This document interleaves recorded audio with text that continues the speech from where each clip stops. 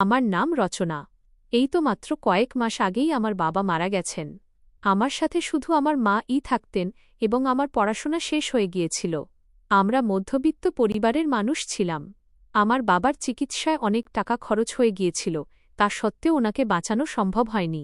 বাবা মারা যাওয়ার পর আমাদের বাড়ির আর্থিক অবস্থা খুব বেশি খারাপ হয়ে পড়েছিল। আমার মা প্রায়ই অসুস্থ থাকতেন। এখন উনি তো আর মানুষের বাড়ি বাড়ি গিয়ে কাজ করতে পারতেন না, তাই সংসার চালানোর জন্য আমাকেই কিছু না কিছু একটা করতেই হতো। বুঝতে পারছিলাম না যে আমি কি করব। বাড়ির পরিস্থিতি দিনে দিনে আরও খারাপের দিকে যাচ্ছিল। মায়ের ওষুধের জন্য টাকার প্রয়োজন ছিল, কিন্তু কিছুই মাথায় আসছিল না। তারপর পরিস্থিতির শিকার হয়ে আমি বাচ্চাদের টিউশনি পড়ানোর সিদ্ধান্ত নিলাম। আমাদের এলাকাটি ছোট হওয়ার কারণে আমি কোথাও এমন কাজ পাচ্ছিলাম না যেমনটা আমি করতে চেয়েছিলাম। আমি এমন কোনো কাজ খুঁজছিলাম যেখানে শুধু মহিলারাই কাজ করেন, কিন্তু আশেপাশে এমন কোনো কাজই উপলব্ধ ছিল না। বেশিরভাগ জায়গায় পুরুষরাই কাজ করছিলেন। আর আমার মা আমাকে চাকরি করানোর ঘোর বিরোধী ছিলেন। তিনি চাইতেন যে আমরা প্রয়োজনে না খেয়ে মরে যাব, তাও আমার বাড়ি থেকে বাইরে পা রাখার কোনো দরকার নেই। ওনার কথার মান রাখতে আমি শান্ত হয়ে তো বসে গিয়েছিলাম, কিন্তু বাড়ির দিন দিন খারাপ হতে থাকা পরিস্থিতি এবং মাকে সময়মতো ওষুধ না দিতে পারা, এইসব কিছু আমাকে এবং আমার মাকে খুব বেশি চিন্তায় ফেলে দিয়েছিল। আমাদের এখন ধীরে ধীরে না খেয়ে থাকার মতো অবস্থা চলে এসেছিল। বাবা কি মারা গেলেন, আমাদের জীবন থেকে যেন সমস্ত সুখ শান্তি কেড়ে নিয়ে গেলেন। আমাদের এলাকার মানুষজনও আমাদের মতোই গরিব ছিলেন।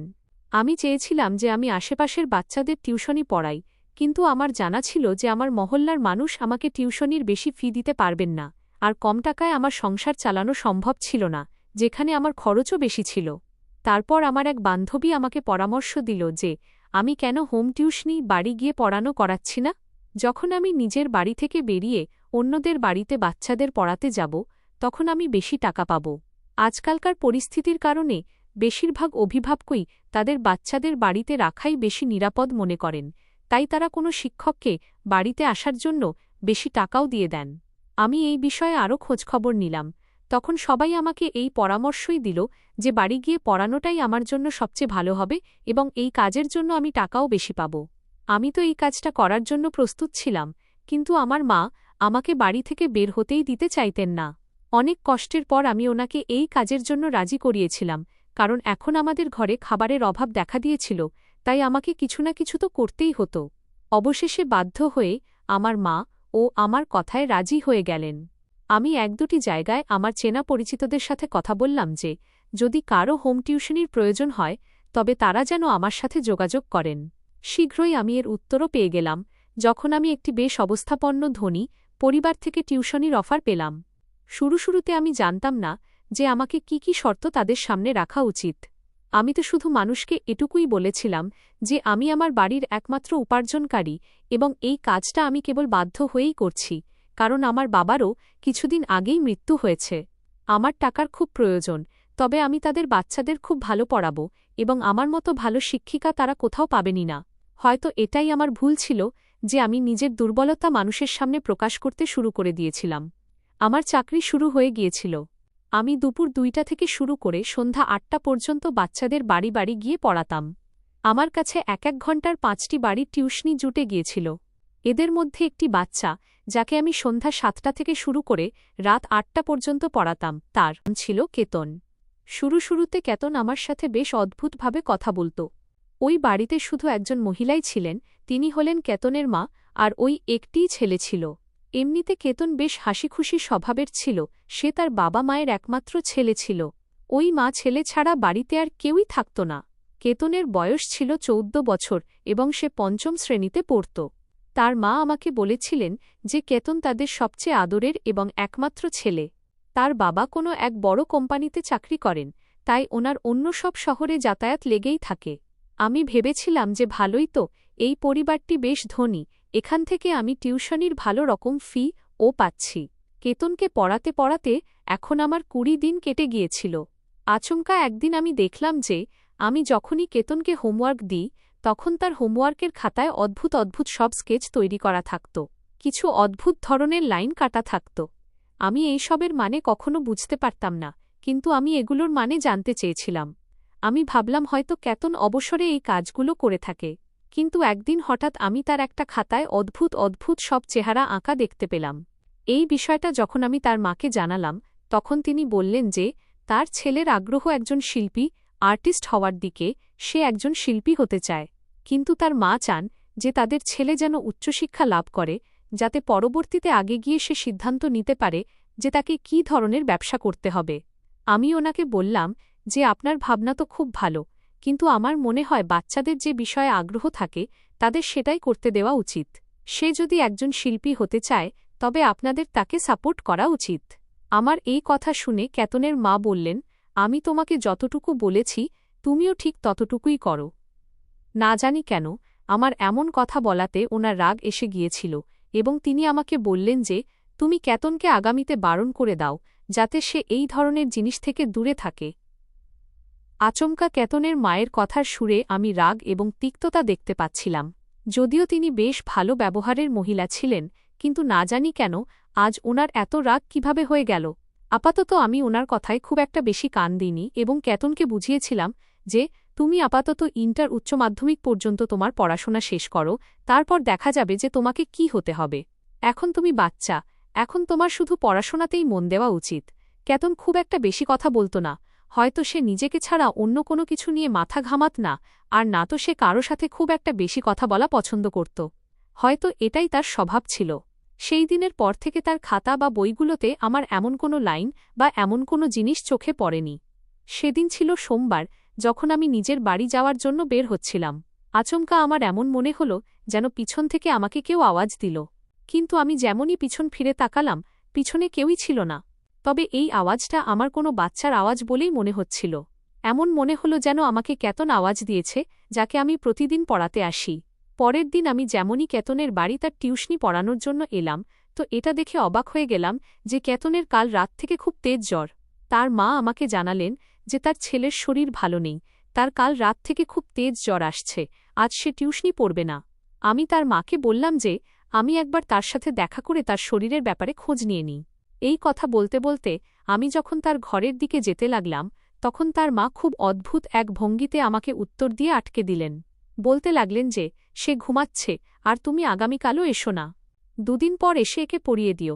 এমনিতে তো কেতনের মায়ের এই ব্যবহার আমার খুব অদ্ভুত লেগেছিল, কিন্তু আমি চুপচাপ তার বাড়ি থেকে বেরিয়ে এসেছিলাম এবং ভাবছিলাম যে গতকাল পর্যন্ত তো কেতনের শরীর একদম ঠিকঠাক ছিল। হয়তো আবহাওয়ার কারণে তার শরীর খারাপ হয়ে গিয়ে থাকবে, তখনই তো সে এতটা দুর্বল। কিন্তু ছেলেটা খুব মিষ্টি। আমি বাড়ি এলাম, তখন নিজের মাকে কাশতে দেখে আমার মনে পড়ল যে আমি ওনার জন্য ওষুধ আনতেই ভুলে গেছি। আমি বাড়ির দরজা থেকেই মেডিকেল স্টোরের উদ্দেশ্যে রওনা হয়ে গিয়েছিলাম। আমি যেমনই মেডিকেল স্টোর থেকে ওষুধ নিয়ে নামতে যাচ্ছিলাম, আচমকা আমার পা মচকে গেল এবং আমি নিজের ওপর নিয়ন্ত্রণ রাখতে পারলাম না, আর আমি মেডিকেল স্টোরের সিঁড়ি থেকে পড়ে গেলাম। আমি মাথা তুলে তাকালাম তো আমার খুব অবাক লাগল, কারণ সামনে কেতনের মা দাঁড়িয়েছিলেন, যার ছেলেকে আমি টিউশনি পড়াতাম। এই মহিলা তো বেশ ধনী পরিবারের ছিলেন, তাহলে এই মেডিকেল স্টোর থেকে ওষুধ কেন নিচ্ছিলেন?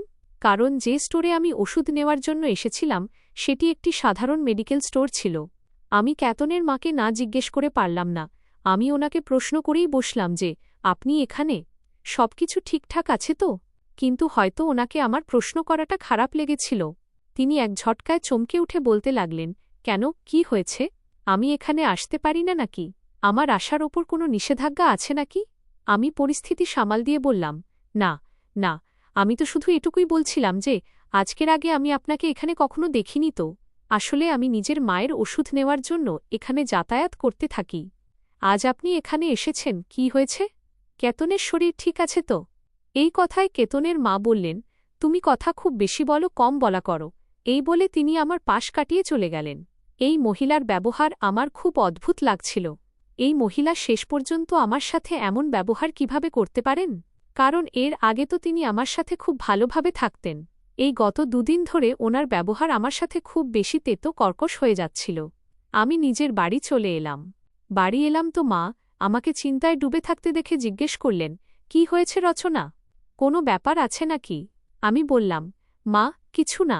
আমি যে বাচ্চাটিকে টিউশনি পড়াই তার মা আমাকে একটু আগে মেডিকেল স্টোরে দেখা করেছিলেন। ওনার ব্যবহার আমার সাথে খুব কড়া ছিল। না জানি ধনী লোকগুলো এমন কেন হয়।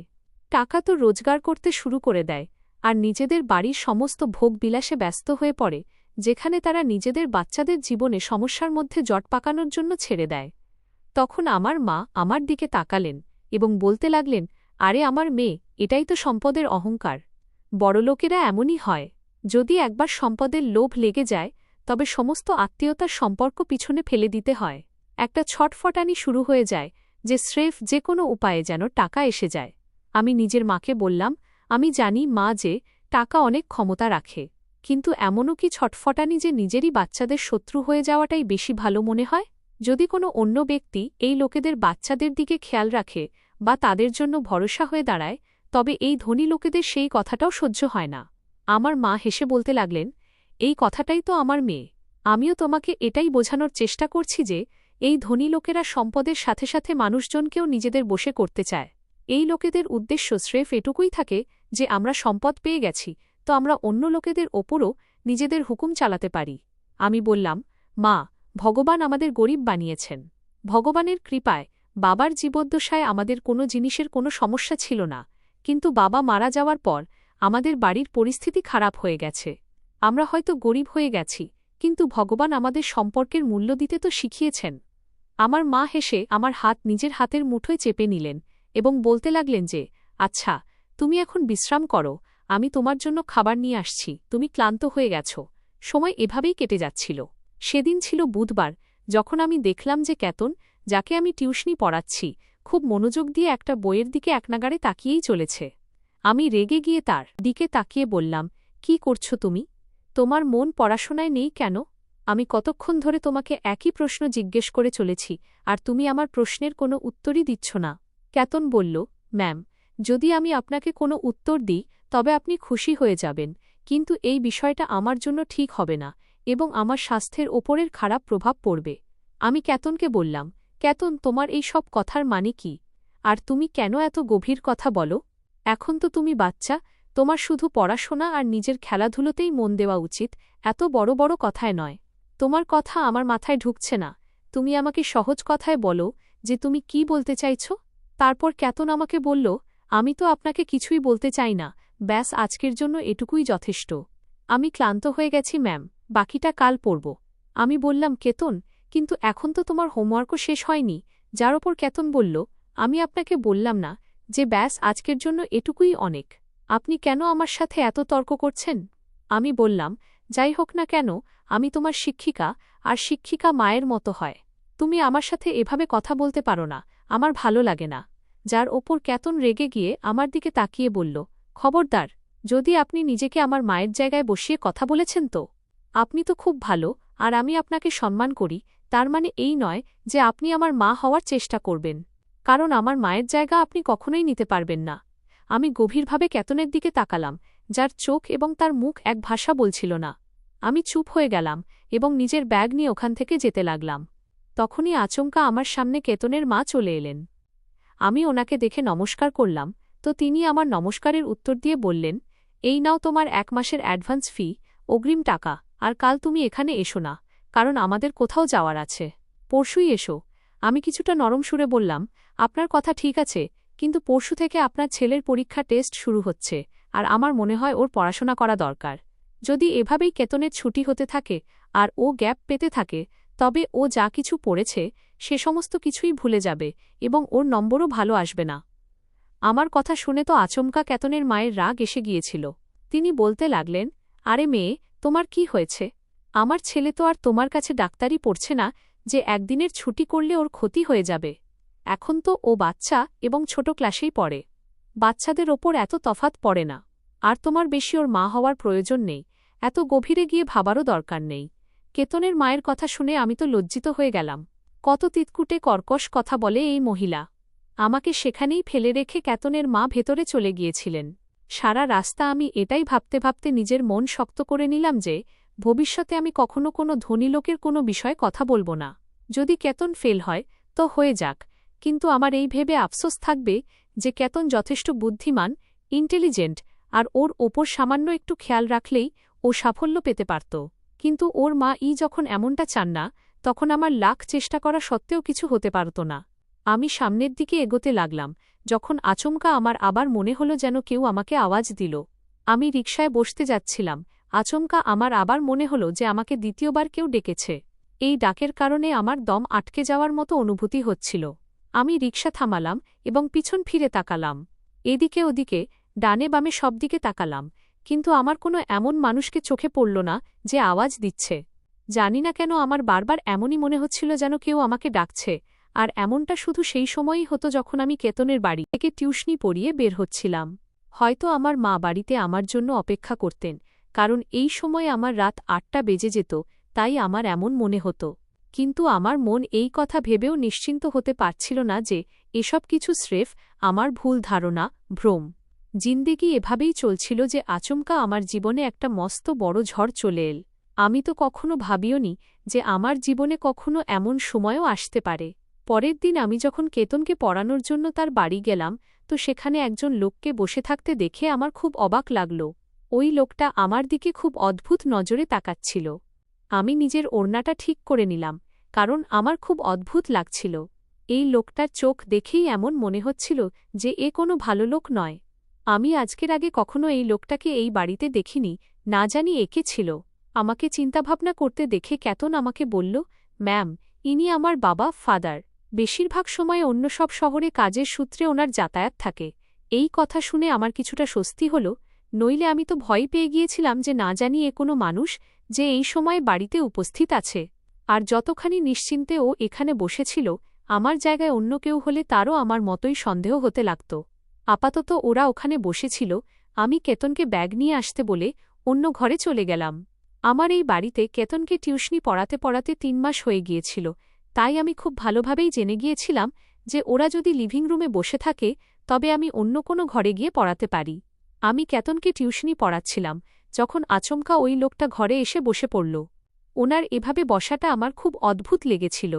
ও আমাকে হ্যালো বলল, যার আমি নরম সুরে উত্তর দিলাম। সেই লোকটা বলল, আমার ছেলে আপনাকে বিরক্ত তো করে না? আমি ওর প্রোগ্রেস রিপোর্ট দেখেছি, ওর নম্বর তো খুব ভালো এসেছে। আপনি সত্যি আমার বাচ্চাকে খুব ভালো পড়াচ্ছেন।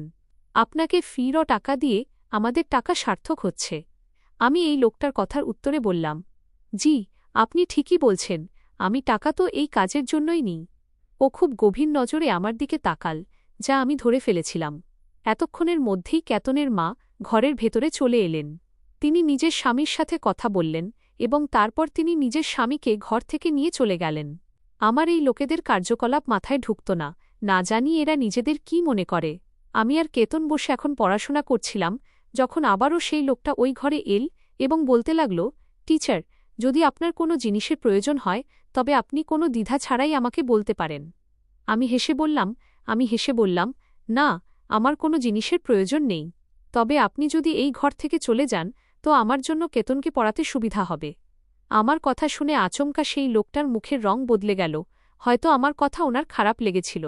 কিন্তু আমি কি করতাম?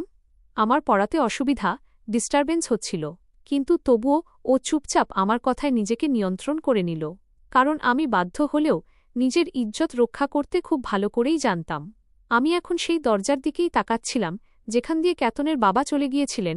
তখনই আচমকা আমি সেই একই ডাক শুনতে পেলাম, যা আমি এর আগেও ২-৩ বার শুনেছিলাম। আমি পিছন ফিরে তাকালাম তো আমার চিৎকার বেরোতে বেরোতে আটকে গেল। ওই বাচ্চাটি, যাকে আমি টিউশনি পড়াচ্ছিলাম, ও এমন এক ভঙ্গিতে আমাকে ডাকছিল যে আমার কেতনকে দেখেই ভয় লাগতে শুরু করল। আমি কেতনকে বললাম, তোমার কি হয়েছে? আমি তো তোমার সামনেই বসে আছি, শেষ পর্যন্ত তুমি আমাকে কেন ডাকছ? তো কেতন বলতে লাগল, আমি আপনাকে এই জন্যই ডাকছি কারণ আপনি আমার সাহায্য। এর আগে কেতন আরও কিছু বলতেই যাচ্ছিল, তখনই আচমকা ঘরের ভেতরে তার মা চলে এলেন এবং কেতন নিজের কথা বলতে বলতে চুপ হয়ে গেল। আমি এই বিষয়টা খুব ভালোভাবে নোটিশ করে নিয়েছিলাম যে সে তার মায়ের আসার কারণে চুপ হয়ে গেছে। আমি চেয়েও তার কাছে এটা জিজ্ঞেস করতে পারলাম না যে, তুমি আমাকে কি বলতে চাইছিলে? কেতনের মা আমার দিকে তাকিয়ে বলতে লাগলেন, প্লিজ টিচার, কিছু মনে করবেন না, আমি আর আমার স্বামী আমাদের ছেলের সাথে সময় কাটাতে টাইম স্পেন্ড করতে চাই। আমার স্বামী অনেকদিন পর বাড়ি ফিরেছেন, তাই আপনি কাল আসতে পারেন, আজকের জন্য এটুকুই যথেষ্ট।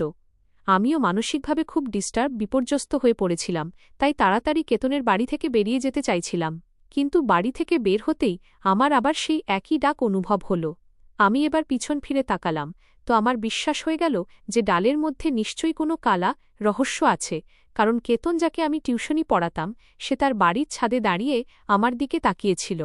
আমি বুঝে গেলাম যে আমাকে প্রতিবার অন্য কেউ ডাকত না, বরং কেতনই ডেকে চলত। আমি একটা সিদ্ধান্ত নিয়ে ফেলেছিলাম যে আমি আগামীকাল যে কোনো উপায়েই হোক এই ডাকের উদ্দেশ্য জেনেই ছাড়ব। কিন্তু এই বিষয়টা আমাকে কেতনের মায়ের থেকে লুকিয়ে রাখতে হতো, কারণ কেতনের মায়ের সামনে কেতন খুব চুপচাপ থাকত।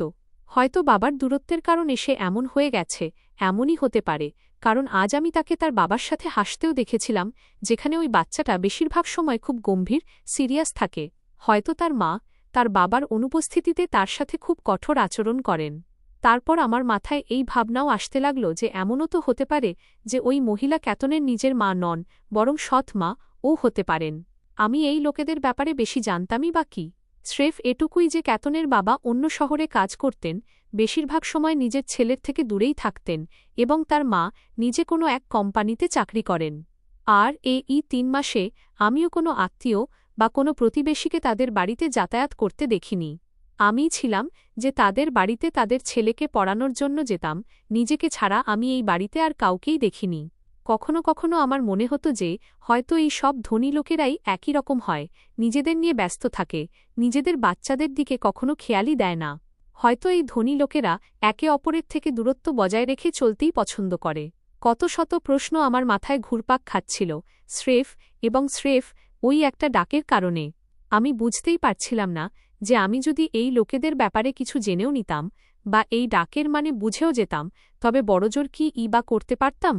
আমাকে এখন পরের দিনের অপেক্ষা করতে হতো, তাও যদি আমি সুযোগ পেতাম তবেই আমি কেতনের সাথে এই বিষয়ে কোনো কথা বলতাম। কারণ আমি যখনই কেতনের সাথে কোনো কথা বলার চেষ্টা করতাম তো তার মা আগেই ঘরের ভেতর চলে আসতেন। তার মা সবসময় নিজের ছেলের মাথার ওপর সওয়ার হয়ে থাকতেন। ওনার এমন মনে হতো যে ওনার ছেলে আমাকে কিছু বলতে চায়, তাই তিনি আমাদের ওপর কড়া নজর রাখতেন। আমি ভেবে নিয়েছিলাম যে এই সবকিছু সহজ হবে না, এমনও হতে পারে যে কেতন কোনো সমস্যায় আছে এবং আমার থেকে সাহায্য নেওয়ার চেষ্টা করছে। আমি নিজের মনে না জানি কেমন কেমন সব গল্প বানিয়ে চলেছিলাম এবং নিজের মাথায় না জানি কেমন কেমন সব পরিকল্পনা তৈরি করছিলাম। এই সব কিছু এবং বাস্তবতা কি, এই কথাটা তো আমি ভুলেই গিয়েছিলাম, কারণ যেমনটা হয় তেমনটা দেখায় না, আর যেমনটা দেখায় তেমনটা হয় না। কিন্তু কেতনের সাথে আমি মন থেকে জড়িয়ে অ্যাটাচড গিয়েছিলাম। আমার মনে হচ্ছিল যে সে কোনো বড় সমস্যায় জড়িয়ে পড়েছে এবং তার আমার সাহায্যের প্রয়োজন। কিন্তু না জানি তার সমস্যাটা কী হতে পারে, এই বিষয়ে আমার কোনো ধারণা ছিল না। পরের দিন আমি সময়ের আগেই তার বাড়ি চলে গিয়েছিলাম এবং নিজের বাকি ছাত্রদেরও আমি তাড়াতাড়ি পড়িয়ে নিয়েছিলাম। আমি যখন কেতনের বাড়ি গেলাম তো আমার মনে আনন্দ হল, কারণ সে আজ নিজের বাড়িতে একদম একা ছিল। তার বাবা মা বাড়ি থেকে বাইরে শপিং করার জন্য গিয়েছিলেন। আমি যখন নিশ্চিত হয়ে গেলাম যে বাড়িতে কেতন ছাড়া আর কেউই নেই এবং কাজের মেয়েটিও আমাকে দেখে চলে গেছে, তখন আমি তাড়াতাড়ি কেতনের কাছে গেলাম এবং ওনাকে বললাম, তুমি এখন আমাকে তাড়াতাড়ি সত্যি সত্যি বলো যে তুমি আমার এখান থেকে বেরোনোর সময় আমাকে এভাবে করুণ সুরে কেন ডাকো? আর যদি তুমি আমার সাথে মিথ্যা বলো তবে যখন তোমার মা এখানে আসবেন তখন আমি ওনার কাছে তোমার নামে কমপ্লেইন অভিযোগ করব। আমি ওনাকে বলবো যে তুমি কিভাবে আমার পিছন থেকে আমাকে আওয়াজ দিয়ে ডাকো। এই সময়ে কথা বলার মাঝেই আমি কেতনের মুখটা খুব গভীরভাবে লক্ষ্য করেছিলাম। তার মুখের রং বদলে যাচ্ছিল। সে বেশ গম্ভীরতার সাথে আমার দিকে তাকিয়ে বলতে লাগল, যদি আপনি আমার মায়ের কাছে আমার নামে কমপ্লেইন করেন আর ওনাকে এইসব বলেও দেন, তবে তিনি আপনার কথা বিশ্বাস করবেন না, আর আপনাকেও আগের 2টো টিউটর টিচারের মতো এই চাকরি থেকে বের করে দেবেন। যতটুকু আমি আপনার ব্যাপারে জানি, আপনার আমার জীবনে আগ্রহ নেওয়ার চেয়ে নিজের স্যালারি বেতন নিয়ে বেশি মাথা ঘামানো উচিত। আমি এতটুকু ছোট বাচ্চার মুখে এত বড় বড় কথা শুনে অবাক হয়ে গিয়েছিলাম, কিন্তু তবুও আমার প্রশ্নটা সেখানেই আটকে ছিল। আমি ওনাকে বললাম, তুমি আমাকে সোজা কথায় বলো যে তুমি আমাকে কেন ডাকো? তো আমার কথার সে খুব অদ্ভুতভাবে উত্তর দিল। সে বলতে লাগল, ব্যাস, আপনি এটুকুই বুঝে নিন যে যেভাবে আপনাকে আমাকে টিউশনি পড়ানোর জন্য টাকা দেওয়া হয়, ঠিক তেমনই আপনাকে ডাকার জন্য আমাকেও টাকা দেওয়া হয়। আমি রেগে গিয়ে তার দিকে তাকিয়ে বললাম, তুমি পাগল হয়ে গেছ নাকি? এগুলো তুমি কেমন ধরনের কথা বলছ? আমি তোমাকে কিছু জিজ্ঞেস করছি আর তুমি আমাকে কি উত্তর দিচ্ছ? এই কথায় কেতন বলল, এটাই তো আমিও বলছি যে আপনি আমাকে এখানে পড়াতে এসেছেন, আপনি পড়াশোনা ছেড়ে না জানি কি ডাকডাক শুরু করে রেখেছেন। এখন আমার মাথায় ঢুকছে না যে আপনি কোনো বিষয়ে কথা বলছেন। আমার ইচ্ছা করছিল যে আমি নিজের মাথাটাই দেয়ালে ঠুকি। এইটুকু একটা বাচ্চা আমাকে কিভাবে কথার জালে ঘোরাচ্ছিল। এর আগে আমি ওনাকে আরও কিছু প্রশ্ন করতাম আচমকা আমার গাড়ির হর্নের আওয়াজ শুনতে পেলাম। এই গাড়ির আওয়াজটা কেতনের বাবা মায়ের গাড়ির ছিল। এর মানে এই ছিল যে তার বাবা মা চলে এসেছেন। আমি ওনার বইগুলো খুলে পড়াতে বসে গেলাম এবং নিজের মাথা থেকে এই সমস্ত কথা ঝেড়ে ফেললাম। এই লোকগুলো আমাকেও পাগল বানিয়ে ছাড়ছিল। হয়তো ওই লোকেদের উদ্দেশ্যই এটাই ছিল যে নিজেদের কথায় অন্যদের গুলিয়ে রাখা। ওকে পড়ানোর পর আমি নিজের বাড়ি চলে এসেছিলাম, কিন্তু বাড়ি আসার পরও আমার মনে শান্তি মিলছিল না। আমি সারারাত এই কথাই ভাবতে থাকলাম যে কেতনের ব্যবহারের সাথে তো আমি খুব ভালোভাবেই পরিচিত, কিন্তু তার বাবার মধ্যে নিশ্চয়ই কোনো না কোনো গণ্ডগোল আছে। তার বাবা আমাকে খুব অদ্ভুত নজরে খুঁটিয়ে দেখতেন, ওনার নজর আমার গায়ে বিঁধত। আমার সন্দেহ এই সময় সত্যি প্রমাণিত হল যখন আমি নিজের স্যালারি নেওয়ার জন্য পরের দিন কেতনের বাড়ি গেলাম। তখন তার মায়ের জায়গায় কেতনের বাবাকে দেখে আমি ঘাবড়ে গেলাম। কিন্তু তার বাবার মুখের এক্সপ্রেশন ভাবভঙ্গি দেখে আমি অবাক হয়ে গেলাম। আপাতত সেই সময়ে আমার টাকার দরকার ছিল, আমার মায়ের শরীর খুব খারাপ হয়ে গিয়েছিল, যার জন্য আমার স্যালারির প্রয়োজন ছিল। আমি এই কথাটাই কেতনের বাবাকে বললাম। আমি এখনও নিজের কথা শেষ করতে যাচ্ছি, তখনই আচমকা আমার মুখের ওপর কেউ একটা রুমাল চেপে ধরল এবং আমি নিজের জ্ঞান হারিয়ে ফেললাম। যখন আমার জ্ঞান ফিরল, তখন এই দৃশ্য দেখে আমার হাত পা ঠান্ডা হয়ে গেল যে আমার হাত পা দড়ি দিয়ে বাঁধা ছিল। নিজের হাত পা বাঁধা দেখে আমি খুব বেশি ঘাবড়ে গিয়েছিলাম, কিন্তু এই বাড়িটা চিনতে পেরেই আমার বিশ্বাস হয়ে গেল যে আমি নিশ্চয়ই কোনো বড় বিপদে ফেঁসে গেছি এবং এই লোকেদের চক্রান্তের শিকার হয়ে গেছি। কারণ এই বাড়িটা অন্য কারও নয়, বরং কেতনেরই বাড়ি ছিল। এর মানে এই ছিল যে এর বাড়ির লোক আমাকে বন্দি করে নিয়েছে। কিন্তু কেন? শেষ পর্যন্ত এই লোকগুলো আমার সাথে কি করতে চায়? আমার কোমরে ব্যথার কারণে আমি বুঝতে পারছিলাম যে আমি অনেকক্ষণ ধরে একই জায়গায় বাঁধা পড়ে আছি, না জানি আমার মা এখন কি করছেন। উনি নিশ্চয়ই আমার জন্য খুব চিন্তা করছেন, কারণ তখন রাতের সময় ছিল, আর আমার বাড়ি ফিরতে সামান্য একটু দেরি হলেই আমার মা খুব চিন্তায় পড়ে যেতেন, আর ওনার তো শরীরও খারাপ ছিল। আমি মায়ের কথা মাথায় আসতেই ছটফট করতে লাগলাম এবং হাত পা ছুঁড়তে শুরু করে দিলাম।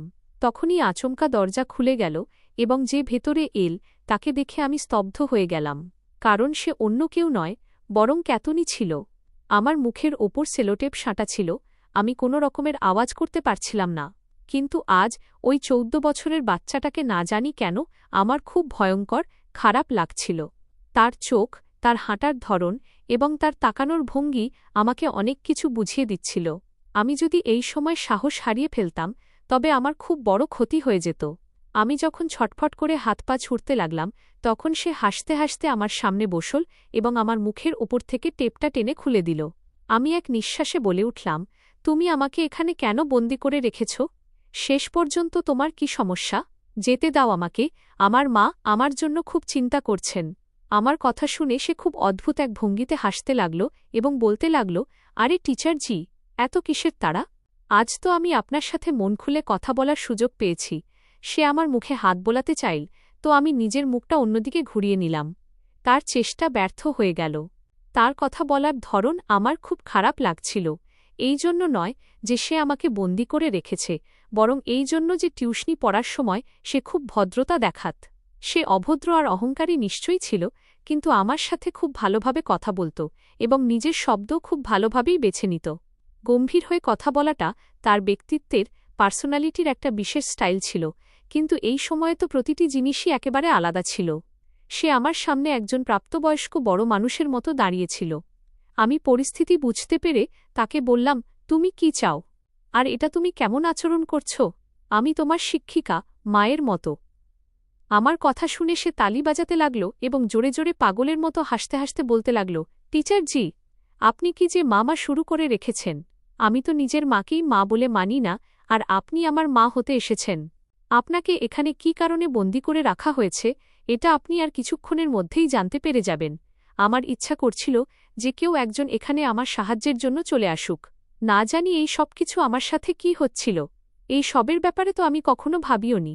আমি নিজের মনে মনেই এই সব কিছু ভাবছিলাম এবং ভগবানের কাছে সাহায্যের ভিক্ষা চাচ্ছিলাম। অনেকক্ষণ পর আবার দরজাটা খুলল এবং যে মানুষটি ভেতরে এল তাকে দেখে আমার মনে হল যে এবার পরিস্থিতি আমার হাতের বাইরে চলে গেছে। এই বাচ্চাটার বাবাও আমাকে এর মতোই একই হাবভাবে খুঁটিয়ে দেখছিল। প্রথমত আমি এই পরিস্থিতির জন্য তৈরি ছিলাম না, আর দ্বিতীয়ত এরা আমার সাথে যা করতে চলেছিল সেটাও আমি খুব ভালোভাবেই বুঝতে পারছিলাম। না জানি কি এক জিনিস ছিল যা আমাকে সাহস ধরে রাখতে এবং আশা বাঁচিয়ে রাখতে বাধ্য করছিল। আমি কেতনের বাবার সামনেও হাতজোড় করতে লাগলাম এবং ওনাকে বললাম, দয়া করে আমাকে এখান থেকে যেতে দিন। আপনারা আমাকে এখানে কেন বন্দী করে রেখেছেন? তো তিনিও এটাই বললেন, তুমি খুব তাড়াতাড়িই জানতে পেরে যাবে। এই কথা বলে ওরা দুজনে, বাবা আর ছেলে, হেঁটে ঘর থেকে বেরিয়ে গেল। ওরা যেতেই আচমকা দুটো মস্ত মস্ত ইঁদুর ঘরের ভেতরে চলে এল, যাদের দেখে আমার চিৎকার বেরিয়ে গেল। ওই ইঁদুরগুলো আমার দিকেই নজর দিচ্ছিল এবং হয়তো অনেক দিনের ক্ষুধার্ত ছিল, তাই ওরা আমাকে কামড়াতে শুরু করে দিল। আমি জোরে জোরে চিৎকার করছিলাম, ওদের কান পর্যন্ত আমার চিৎকার করার আওয়াজ যাচ্ছিল, কিন্তু ওই বাবা ছেলে দুজনেই পাথরের মতো বসে রইল। বাইরে থেকে খুব জোরে জোরে টিভি চলার আওয়াজ আসছিল। এই বিষয়টা আমাকে খুব অস্থির করে তুলছিল যে এই লোকগুলো শেষ পর্যন্ত কি করতে চায়। আমি যখন ছটফট করতে করতে চেয়ার থেকে নিচে পড়ে গেলাম, তখন এক ঝটকায় ওই ইঁদুরগুলো পালিয়ে গেল। এই ইঁদুরগুলো আমার পায়ে ক্ষত জখম করে দিয়েছিল। এই যন্ত্রণা আমার জন্য সহ্য করা বাইরে ছিল। আমি এখনও একটা যন্ত্রণা থেকে রেহাই পাইনি, তার মধ্যেই আবারও দরজা খুলে গেল এবং ওই বাবা ছেলে দুজনে ঘরের ভেতরে প্রবেশ করল। ওদের হাতে দুটো মস্ত মস্ত বোতল ছিল, যার ভেতরে অনেকগুলো কালো ইঁদুর ছিল। আমি এটা দেখে নিজের পুরো শক্তি দিয়ে চিৎকার ও কান্নাকাটি করতে শুরু করে দিলাম। আমার মনে হল যে এবার আমার মৃত্যু নিশ্চিত। আমার শরীর পুরোপুরি ঘামে ভিজে গিয়েছিল। ওরা যেমনই ওই বোতলটা খুলল, আচমকা আমি অজ্ঞান হয়ে গেলাম। পরের বার যখন আমার চোখ খুলল, তখন আমি নিজেকে নিজের বাড়িতে আবিষ্কার করলাম। বেশ কিছুক্ষণ ধরে আমি বুঝতেই পারছিলাম না যে এই সব কি ঘটে গেছে। আচমকা মাথায় তীব্র একটা ব্যথা ওঠায় অনুভব করলাম যে আমার মাথায় পট্টি বাঁধা রয়েছে। আমি চোখ খুলে তাকালাম তো দেখলাম সামনে আমার মা বসে আছেন, আর ওনার ঠিক পাশেই একজন মহিলা, যিনি ছিলেন কেতনের মা।